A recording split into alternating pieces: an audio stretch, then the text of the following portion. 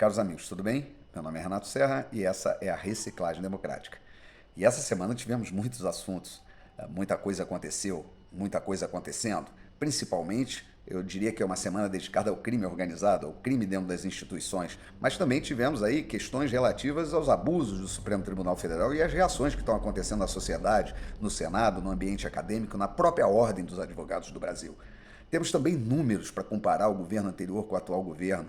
Falamos também um pouco das medidas do desgoverno atual. E também vamos falar um pouquinho da guerra que está acontecendo. Por isso, é importante que você faça aquele triplo C. Curta, comente e compartilhe. Quanto mais você faz isso, mais relevância você dá a esse canal. Dito isso, vamos aos principais assuntos da semana.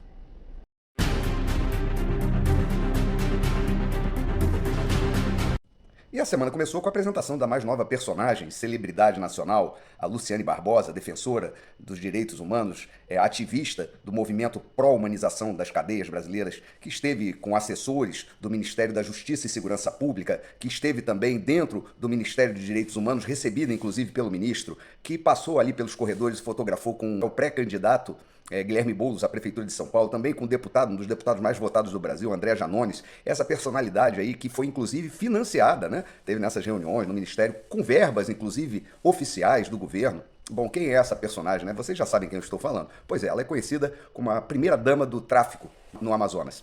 Ela é mulher do Cremilson, o tio Patinhas, líder do Comando Vermelho naquela região. Pois é essa pessoa que está lá militando pelo direito dos presos, né, pela humanização dos presídios. E o mais curioso é que ela teve todo esse acesso, né, direto aos assessores diretos do Flávio Dino, como também ao próprio ministro dos Direitos Humanos, intermediada por uma ex-deputada, uma advogada, a doutora Janira, que é inclusive filiada até hoje ao PSOL. Alguma surpresa com relação a isso? Não, nenhuma surpresa. O que surpreende, né, é a gente ver que realmente o Estado está tomado, né, completamente. Ele vai sendo agora infiltrado, destruído, exatamente por essa ideologia de esquerda, que o crime é uma consequência ali vamos dizer, das condições sociais, que as pessoas são levadas ao crime, que elas nascem naturalmente boas, que elas realmente é a sociedade que as corrompe. Então agora nós temos que, de alguma forma, resgatar essas pessoas. Bom, é curioso tudo isso. Não vai haver demissões, não vai haver nada. O pessoal falou que não sabia do que se tratava, né, para tentar ficar mais limpo na situação, né, de quem era, que estava ali transitando. É impressionante que o Ministério da Segurança Pública não saiba quem chega lá no próprio Ministério, mesmo porque falaram que iam implantar medidas de segurança após os atos do dia 8 de janeiro, iam reestudar toda a questão de acessos ali aos prédios do Ministério. Então, o que leva a crer que muito provavelmente eles sabiam o que estava acontecendo. O ministro Gilmar Mendes, ao comentar o episódio, falou que o crime organizado encontrou instrumentos para entrar dentro da sociedade, né, brasileira. Não, ministro. O crime organizado, ele já entrou dentro das instituições brasileiras, não só da sociedade. Ele está incrustado, inclusive dentro do próprio judiciário. A gente vê, inclusive, que é uma questão de ângulo de visão, porque, por exemplo, essa semana, o STF ele conseguiu maioria para reverter uma decisão judicial sobre a cobrança da CSLL, que é aquela contribuição social sobre o lucro líquido, que estava suspensa por decisão judicial. E agora querem cobrar isso retroativamente. E olha, pasmem, não é nos últimos 5 anos, não. É desde 2008. E isso vai ter um grande impacto dentro das empresas. A sede arrecadatória do Estado, nesse nível, não deixa de ser criminosa. Então o Estado, realmente, ele está dentro do crime organizado e também dentro da subvenção ao crime. Quando ele liberta ali nas audiências de custódia pessoas que são flagradas com fuzis, com drogas, com todo tipo de crime sendo cometido, e o bandido sai mais rápido da cadeia, da prisão, do que o próprio policial que o prendeu, que vai ter que ficar lá preenchendo o relatório. Nós chegamos no cúmulo do absurdo. Quer dizer, isso promovido pela justiça, que é uma das mais caras do mundo, se não a mais cara do mundo, e a mais ineficiente do mundo. Não há desculpa para o judiciário. Se você não quer resolver uma situação, se você quer deixar uma situação sem solução, recorra ao judiciário. Você não vai ter a solução da sua situação, mas você vai ter anos e anos de dor de cabeça dentro dos tribunais, inclusive de você estar lá, se o seu processo é majorado de valor, alguma coisa assim, para ele andar lá nas mesas, né, para ele subir as instâncias, existem pedágios que não garantem a decisão, mas garantem pelo menos que o teu processo vai mudar de uma mesa para outra. Isso é sabido, isso é público. Os advogados, né, a gente não contrata pela competência ou conhecimento da lei, a gente contrata aqueles que têm mais acesso, né? Isso não estou falando das pessoas comuns, não. Estou falando dos grandes empresários. Os escritórios de advocacia mais famosos são aqueles que têm advogados que andam de bermuda lá dentro do Supremo Tribunal Federal e que fazem festas em outros países, né, grandes jantares, e chamam os ministros do Supremo para ir lá jantar com eles, né? É uma coisa assim, chegou ao cúmulo do absurdo. Mas a sociedade começou a reagir. Uma das reações foi através do Senado, que confirma, inclusive, a aprovação daquela PEC, né, que vai dar limites ao Poder Judiciário. E essa semana, no evento da Mackenzie, finalmente um advogado resolveu criticar abertamente lá o cerceamento do direito de defesa que está sendo feito pelo Supremo Tribunal Federal, que sem a competência legal está julgando casos que deveriam estar na primeira instância. E mesmo assim impedindo que os advogados se manifestem. Não só esse advogado se manifestou, como a própria OAB finalmente lançou uma nota essa semana com a preocupação pela perplexidade do ativismo dentro do judiciário. E fez, obviamente, que o ministro Barroso reagisse. Afinal de contas, hoje ele é o presidente, né, do Supremo Tribunal Federal. E aí diz que não há ativismo. E quem diz que há ativismo no Supremo Tribunal Federal ou é porque ou não concorda com as decisões, ou não concorda com a Constituição, ou não concorda com a democracia. Ou então, eles já se vestiram com o poder, né, de decisão que não tem nada a ver realmente com a Constituição, mesmo porque quando esse ministro assumiu a presidência, ele veio com uma carta de discurso que mais parecia um programa de governo. Acabou a inércia do judiciário. Isso está contaminando todo o judiciário. Né? O juiz é uma coisa tão absurda que a gente não sabe onde isso vai dar. Por exemplo, a delação de Mauro Cid. Aconteceu também essa semana que a Procuradoria da República não está achando elementos ali, elementos críveis, para que se faça uma denúncia. Não tem ali prova. O que tem é uma delação, vamos dizer, um depoimento que não tem nenhum embasamento de prova. Isso que a esquerda reclamava bastante lá, com relação às delações contra o Lula, muitas delas sem prova, outras com excesso de provas, mas no caso específico dessa única delação não há provas. E já os procuradores falaram que não vão oferecer denúncia. Aí vem um repórter da Globo News dizer que ouviu ali que já houve um recado, olha o absurdo, um recado do Supremo que se os procuradores não oferecerem denúncia, eles podem ser acusados de prevaricação. Isso falado por um repórter da Globo. Eu não acredito que seja uma fake news. Mas você imagina isso? Um juiz ou um tribunal agindo coercitivamente contra a Procuradoria-Geral da República, que tem o poder de acusar o Ministério Público. Para quê? Para que se ofereça uma denúncia sem provas, para que o tribunal possa finalmente condenar. Olha que ponto nós chegamos. É terrível isso. Eu não sei aonde... Eu estou até um pouco mais exaltado porque isso realmente me sobe a cabeça, porque não tem como você ter algum tipo... Não há equilíbrio nisso. Não há equilíbrio nenhum. Bom, enfim. A gente tem que falar também um pouco, né, sobre o que aconteceu essa semana, né? No dia 15 de novembro, eu estive aqui na minha cidade, no evento Fora Lula, no evento dos Patriotas. É um prazer imenso, eu me sinto um patriota. Sou uma pessoa que estou lá. Fiquei muito feliz de ver várias pessoas da direita ali reunidas, inclusive até o Partido Novo aqui da minha cidade, ali junto com os patriotas, e com um discurso muito bacana, né? Vamos ver os pontos comuns que nos unem do que aqueles que nos separam. Na verdade, a direita tem que parar de divisão de fato. A gente tem que ter mais pontos comuns que nos unam.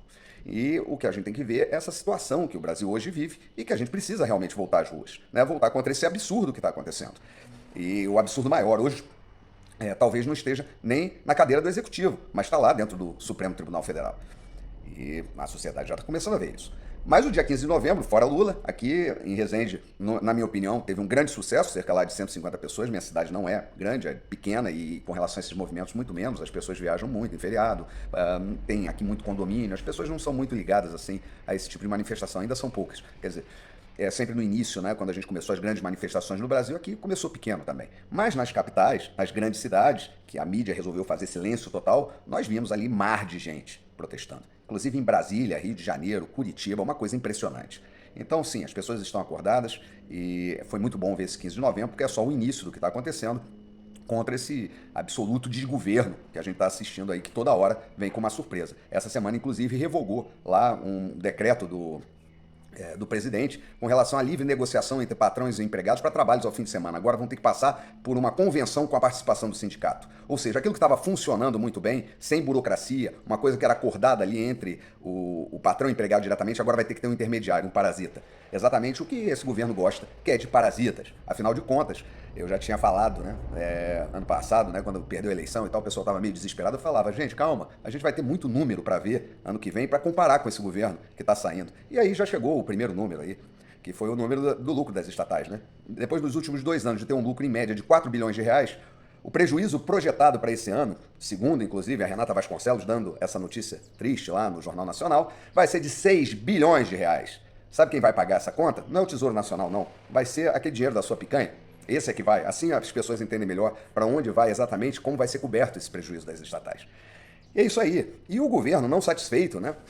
Ele também já vinha com aquela conversa de não cumprir, né, o arcabouço fiscal que ele mesmo aprovou, para ter o déficit zero ano que vem, para equilibrar as contas públicas. O Lindenberg Farias chegou lá e apresentou uma emenda para aumentar em 0,5% o gasto, além do orçamento, para o ano que vem.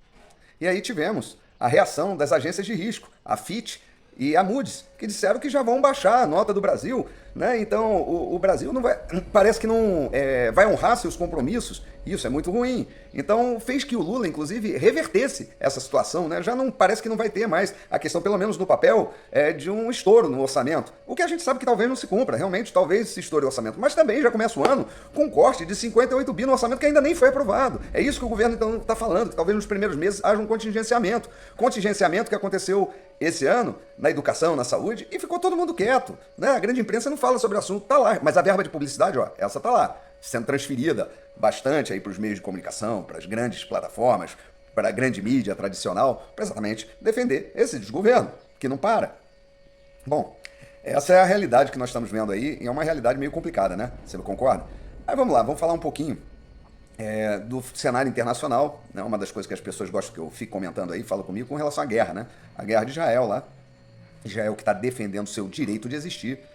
Muita gente está aí falando, pô, pobre do povo palestino, as consequências realmente é ruim, né, quando atinge a população civil, mas vamos cá entre nós, né? A gente viu ali muita coisa acontecer e muitos daqueles terroristas que trucidaram os judeus, que fizeram aquela barbaridade, ligavam para os pais para dizer que tinham feito, mostrar os corpos, e aí eles eram ali, vamos dizer, incentivados, aplaudidos e tal. Quando entraram os reféns que estão presos ainda lá na faixa de Gaza, né, entraram lá, a população cuspiu neles. Então, tem uma população ali também que complicado. Como é que você vai fazer a seleção, né, numa guerra? Como é que faz isso? Tem que acabar com o problema, né? Que o problema é a galera armada lá, o Hamas, e realmente Israel tomou Gaza, a cidade de Gaza, já dominou ali a parte oeste, né, de Gaza, e agora começa a fazer a limpeza lá. Pegou e ocupou o maior hospital de lá, realmente com as escavadeiras israelenses descobriram lá vários túneis, né, acharam o corpo de uma soldado israelense morta ali, que estava ali dentro daquele processo de incursão, né,